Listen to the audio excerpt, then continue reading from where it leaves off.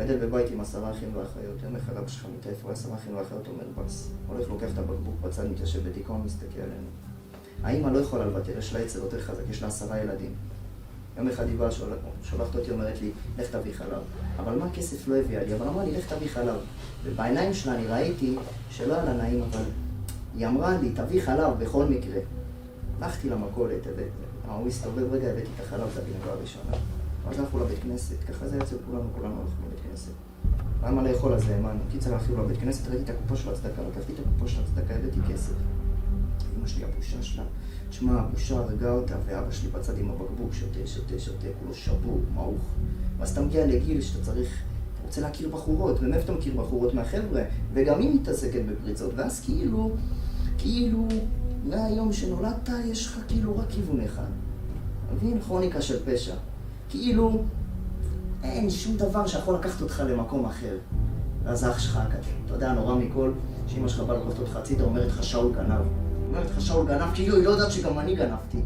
וואלה, כי אומרת לי שאול גנב, והקריז עולה לי לראש. אתה יודע מה, נכנסתי לחדר, פיצצתי אותו מכות, אמרתי לו, אמא אתה תגנוב, עוד הפעם אני אשחט אותך.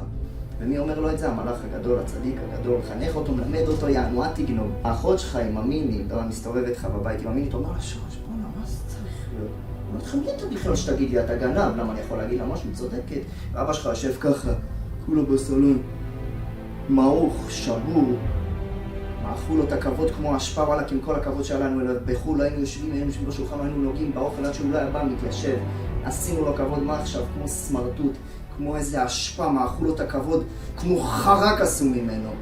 ובשביל מה? ואתה יודע מה? ונניח, אתה רוצה לחזור למוטב, נניח, אתה רוצה לחזור למוטב, אתה אומר להם, אהלן שלום, אומר לך, כן, מי אתה? אומר לך, אתה אומר להם, אני?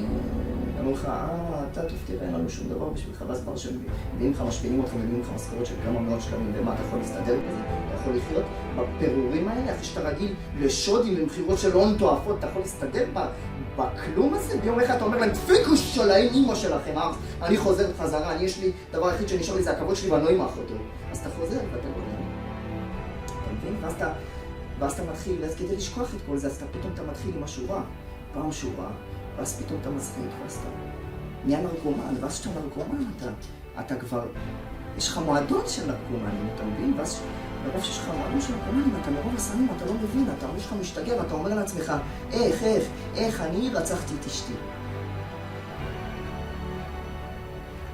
התקשרתי אליה יום אחד, היא השתחררה מהכלא, אני הייתי בכלא, התקשרתי אליה, אמרתי לה, מה אני אבוא? אני אבוא. אמרתי, אוקיי. יום שני אבוא, יום שלישי מה אני אבוא, עדיין אני לא נפעל. רק נכנסתי הביתה.